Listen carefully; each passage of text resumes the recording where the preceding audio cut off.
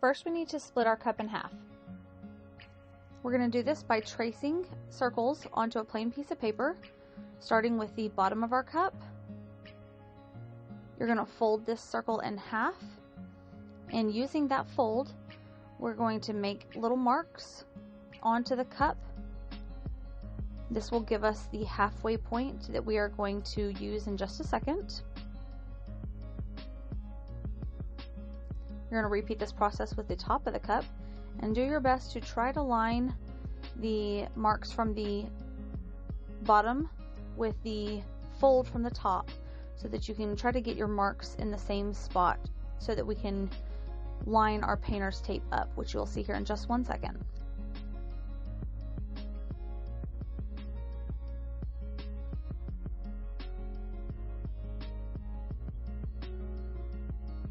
Now I'm putting my painter's tape from one mark to the next, making sure I'm applying the painter's tape on one side of each mark, repeating the process with the next side of the cup, making sure that I'm applying the painter's tape to the same side of the marks. So you want it to be on each side of the cup, you want the painter's tape to be on the same side of the marks, if that makes sense. The reason that I explained that you want to apply your painter's tape to the same side of your marks is because it leaves one side of the cup a true half of the cup, and the other side will be smaller than a half. So as you can see here, the side I am using being the top half of the cup, as I'm going to call it because that's what it looks like on the video, the top half is my true half of the cup. If I were to flip this over and use the bottom half, it's not a true half of the cup right now because the painter's tape is covering up parts of it. So it would be smaller than a half of a cup. So this is why I explained that you want to make sure that you apply your painter's tape to the same sides of the mark.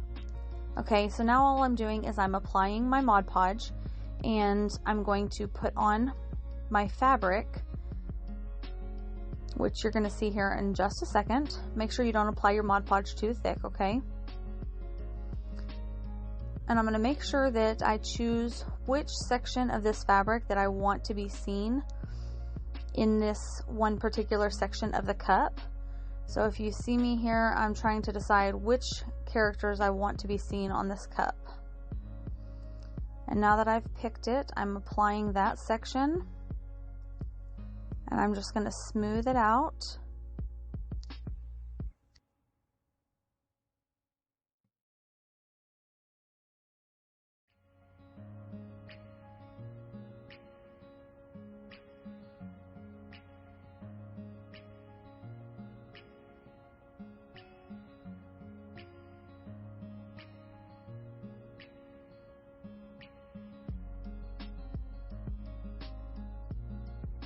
Then we're going to go ahead and trim right in the center or a little bit over the center if you want. But the main part is that you want to trim on top of your blue painter's tape. So the fabric is hanging over your blue painter's tape here. And just cut off the extra of the fabric. And then now we're going to tape exactly over the blue painter's tape, sandwiching in your fabric overlap or your extra fabric, whatever you want to call it. But we're going to sandwich that in so that we can cut a nice seam.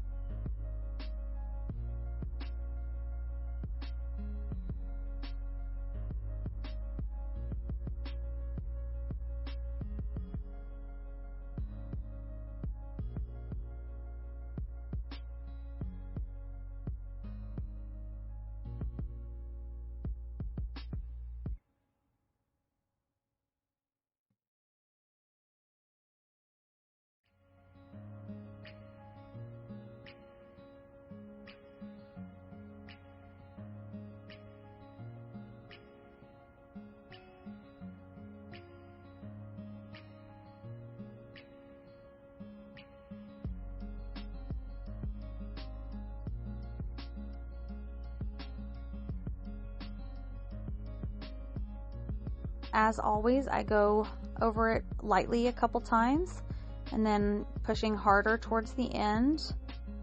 And if I don't make it all the way through, I'm going to come back and I'm going to cut it with scissors, cutting over my score marks.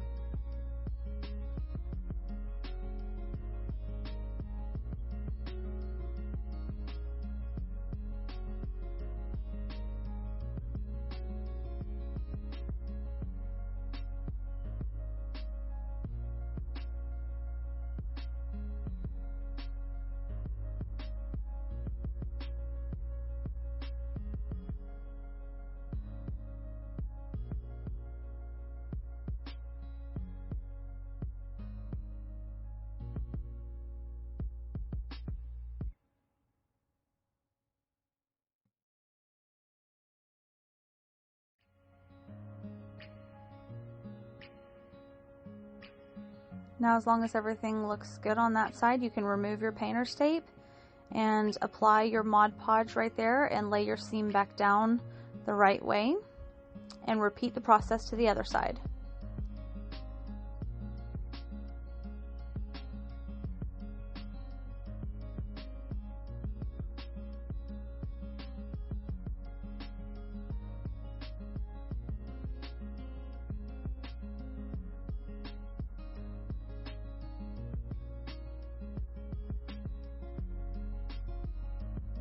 And I always save my painter tapes so that I can reuse them. I know it seems like I waste a lot of painter tape, but I don't. I reuse them over and over until they've either got glitter on them or something, but I do reuse them.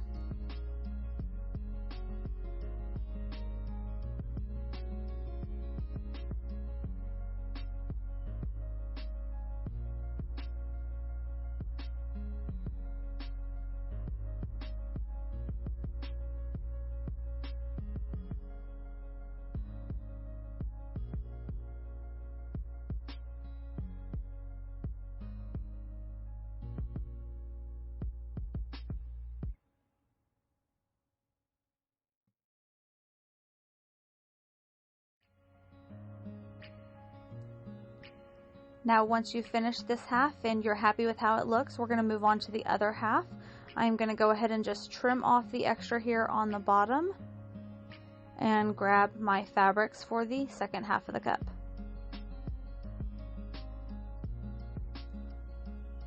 Here I'm just laying out the fabric and making sure that I get my positioning, which characters I want and stuff. And then I'm going to go ahead and apply Mod Podge to this bottom half of the cup and lay my fabric down.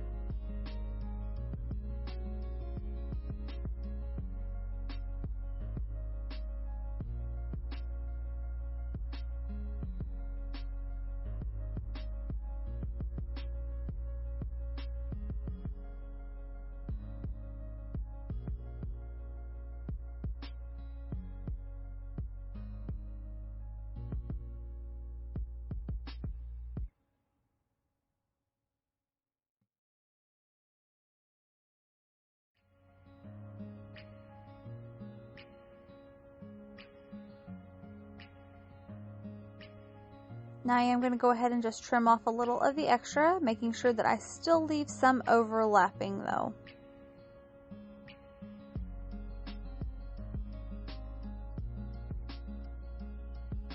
Don't mind me as I'm sitting here trying to figure out which way I want my diagonal to go.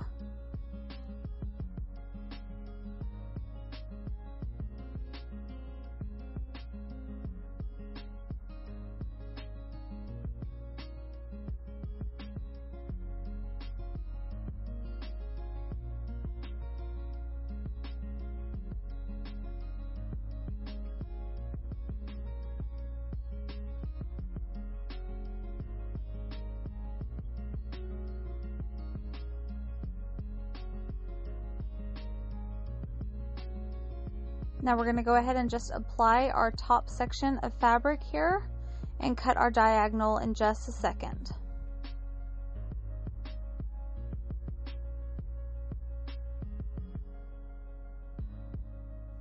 Now, since I know that we are going to be cutting this at a diagonal, I'm not going to apply Mod Podge on top of the striped fabric. I do not want to glue the fabrics together. We are going to cut off some of that striped fabric. So I'm just trying to glue the fabric down to the cup so it stays positioned as we cut our diagonal.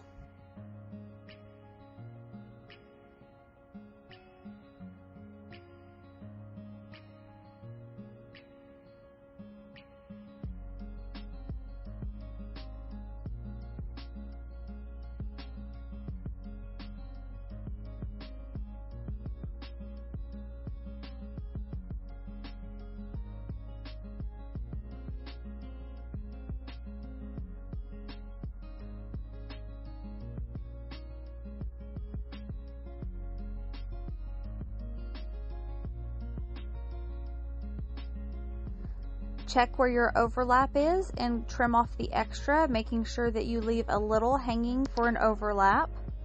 This is going to help when we cut our seam in just a little bit.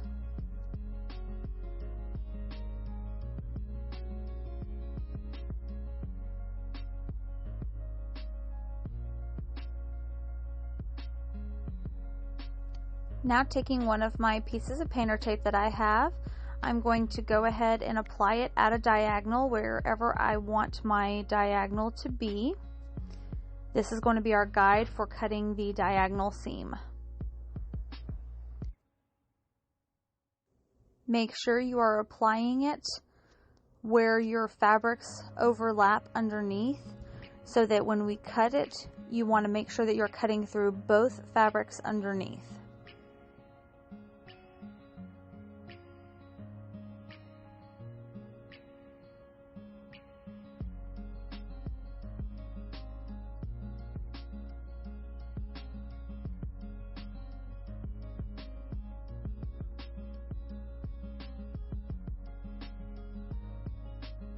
Now we are going to start cutting the seam just like we cut all other seams, except you're going to notice that my blade wasn't sharp enough, so I go ahead and grab a new blade here in just a second.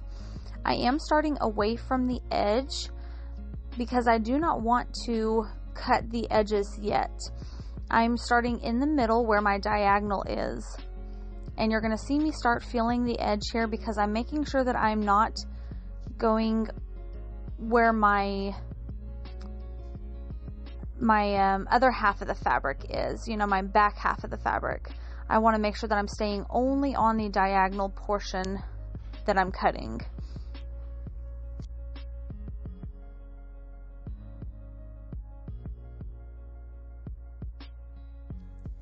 And again, we start cutting slow, apply more pressure as you start to work your way through it. And then you can peel your tape off and cut the rest with scissors if you need to. Unless you made it all the way through, then awesome. But, I never usually make it all the way through, especially because I didn't go all the way to the edges. So you do have to wind up cutting some of it. And these nails are giving me a heck of a time, so I have to wind up trying to use the blade to help peel the painter's tape off.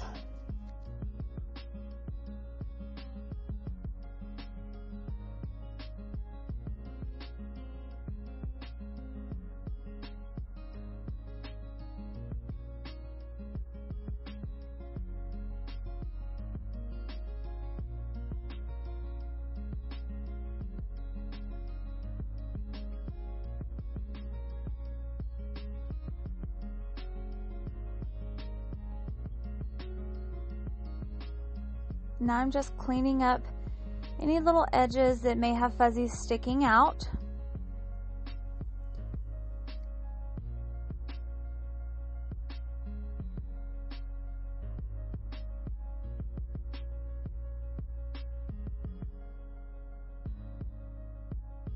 Now we're going to go ahead and work on this side seam. I'm just kind of pressing it down some so that I can see it nice, and I'm going to start lightly scoring it with my blade and then gradually increase the pressure until I'm cutting it all the way through, and then I'm going to go ahead and use my scissors to finish it off. Now we're going to go ahead and glue these pieces of fabric back down using Mod Podge, not too much, and push your seams together just like I show you in the other videos. Make sure you don't apply too much pressure because we don't want to spread the weaves of the fabric apart.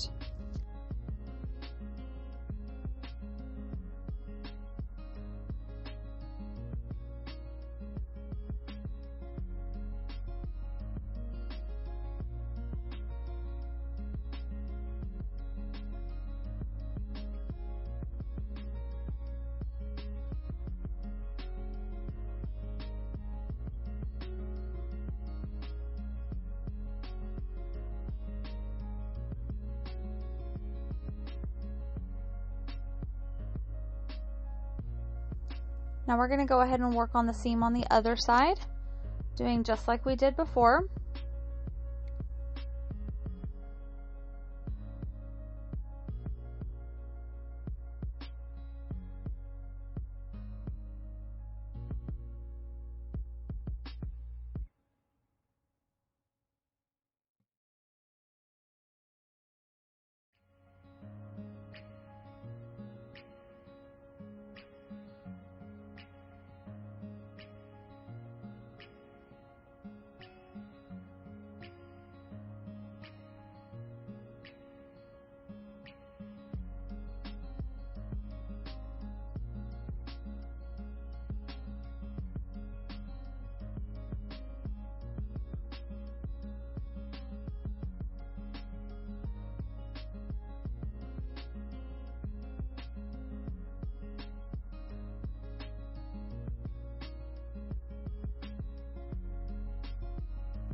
So now your bottom section is done, the seams are cut, it's all nice. So we're going to repeat this process with the top.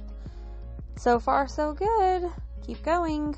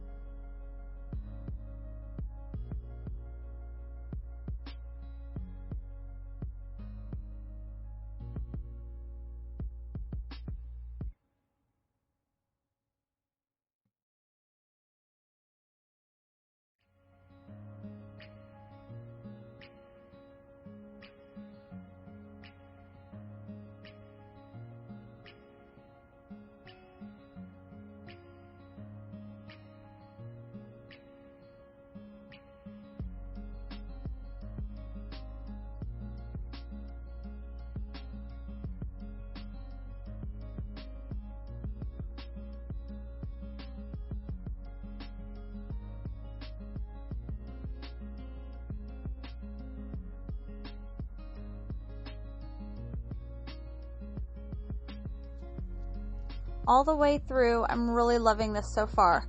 I trimmed off the excess fabric off the top and bottom of my cup, and now we're just going to apply our first coat of Mod Podge over the top of the fabric.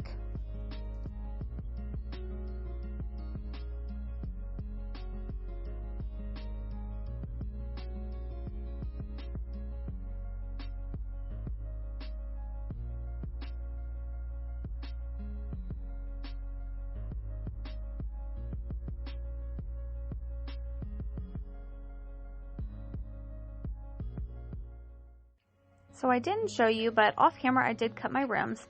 Now we're going to apply the polyacrylic, which I'm using a gloved finger, and I'm just applying to the bottom half of the fabric first, and I'm applying a thin coat. On the rims here, I'm going to create a small little puddle, which I will show you in just 1 second, but it's important to make sure that you do pull up the polyacrylic right around the rims to create a nice seal so the epoxy doesn't get underneath the fabric. Then I'm going to move on to the top section of the fabric, making sure that there's a good coat of coverage all over the fabric, no gaps where there's no polyacrylic anywhere. And I'm going to do the same thing to the top half of the rims here, making sure that I have a nice little puddle covering all of the rims. I like to go back over my seams one time just to make sure that the seams are nice and covered and no epoxy can seep through there as well. And then once that's done, I just leave it to dry and move on to the next step a couple hours later after everything is dry. Off camera, I forgot to record again, but I did apply my painter's tape here so we can go ahead and move on to the rims. Now I do apply my glitter using the epoxy method. So here you can see exactly how I do it. I push it all the way up to the edge of the rim using a paintbrush, and I make sure I don't go over the edge of the blue tape, and this is how my rims stay nice and clean. I leave the painter's tape on until I'm done with the sealing using polyacrylic, which you'll also see in the next step, but that's how my rims stay nice and crisp and clean. And here I'm just gently pushing it down to try to push the most glitter into the epoxy so that I get nice coverage.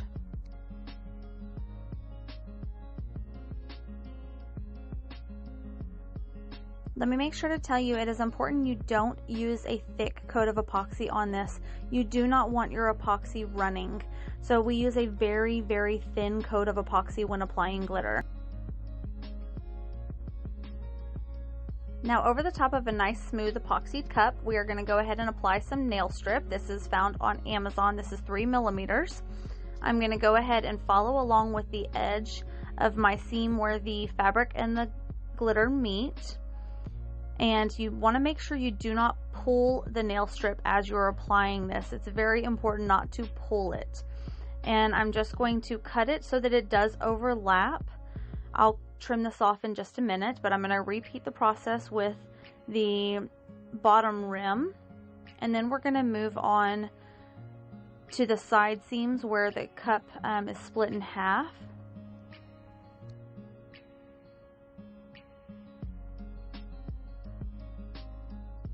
Excuse me while I fiddle with this for a second. There was like a clear layer that I had to remove over the top of this.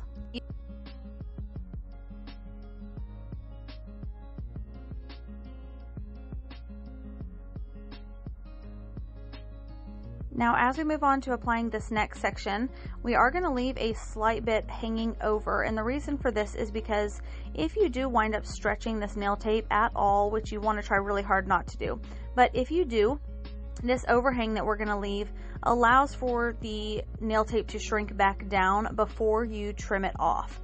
So I did learn this the hard way because I did stretch it the first time I applied this, and I did have a gap after I wound up trimming it. So normally I do leave this sitting for about an hour or so that it can shrink back down just in case before I trim the ends off.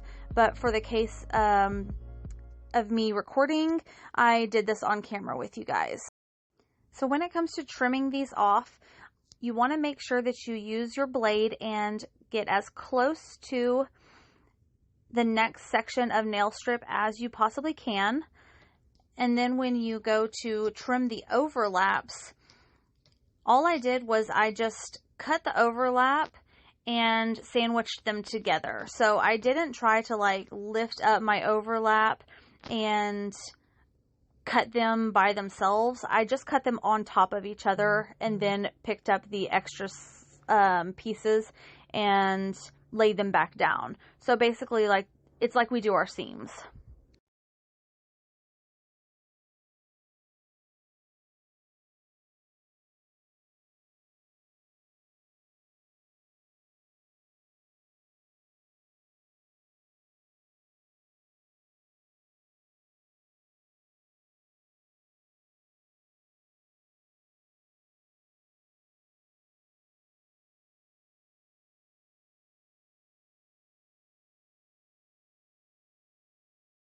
Now you're all done. You've completed it. You can go ahead and apply your last coat of epoxy.